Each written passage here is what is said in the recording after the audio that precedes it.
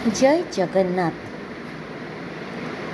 आजिर शिलाश्री कविता आसर रे जोग देइथिवा समस्त कवि और कवयित्री को मु कल्पना मिश्र मार्कोणा बालेश्वर शुभेच्छा जनाऊछि। मोर कवितार शीर्षक माँ। माँ से तो माँटीए, अंतहीन वेदनार स्वरटीए, शुष्क श्रावणर आखि नहीं चाही थाए दिगंत को, संतानर फेरिबा बाट को। छाती रे छातीए कोह, रक्त सबु जमाट बांधे टिकिए स्नेह आदरर प्रतीक्षारे। ता ममता बंधा पड़े वस्तुवादी दुनियार सिंधुक भितरे। दिन जाए राति आसे किंतु बदले ना मार भाग्य।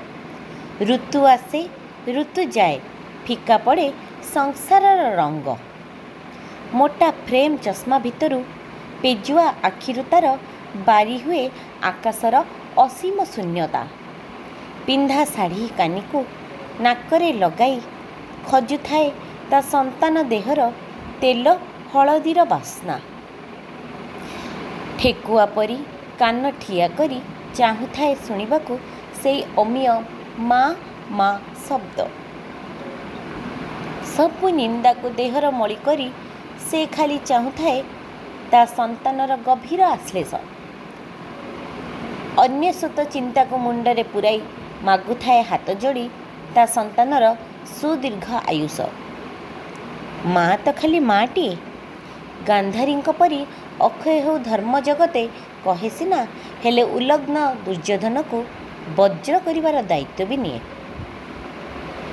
किंतु किए अबा बुझे तार मन। सबु जुगे कषणर फर्द लेखा थाए माँ जातकरे।